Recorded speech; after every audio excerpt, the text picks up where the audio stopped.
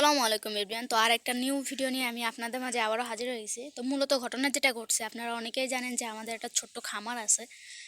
আর এই খামারে হচ্ছে আমি হাঁস, মুরগি, কবুতর, কোয়েল পাখি ইত্যাদি আর কি পালন করি। তো বেশ কয়েকদিন হয়েছে যে মাসখানিক পড়তে গেছে যে একটা ইঁদুর আর কি প্রচুর জ্বালাতন করতেছে। এই যে এইখানে দেখেন গর্ত করছে ওইখানে, তারপরে ওই সামনে, ঠিক আছে। এই পুরো খামারটাও গর্ত গর্ত করে শেষ করে ফেলছে।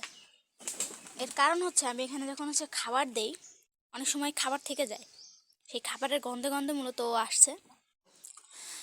তো আসছে, খাচ্ছে, আমি তেমন কোনো রিয়াকশন করি নাই।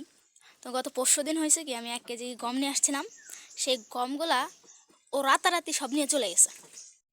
দেখেন এখানে যেহেতু আমি আমার খাবার রাখি পাখিদের, তো এই যে হচ্ছে ওর গর্ত, দেখেন কিভাবে কি পরিমাণ গর্ত করছে। এখান থেকে রাতারাতিও 1 কেজি গম নিয়ে চলে গেছে। এটা দেখে তো আমার খুব খারাপ লাগছে। এখন কী করব, ভাবছিলাম ওষুধ নিয়ে এসে দিব। তো এখন ওষুধ নিয়ে এসে দিলে সমস্যা যেটা হচ্ছে, এখানে যেহেতু আমার পাখিরা থাকে বা হাঁস মুরগি থাকে, এদের আবার সমস্যা হতে পারে। সে কারণে আমি আর ওষুধ নিয়ে আসি নাই। তো আমাদের এখানে এক ধরনের কল পাওয়া যায়, যেটা ইঁদুর মারা বা সুসু মারা ইত্যাদি এইসব জাতীয় জিনিস মারার জন্য নিয়ে আসা হয়েছে। তো আমি কালকে রুটি দিছিলাম, তো দেখেন সে আটকা পড়ছে।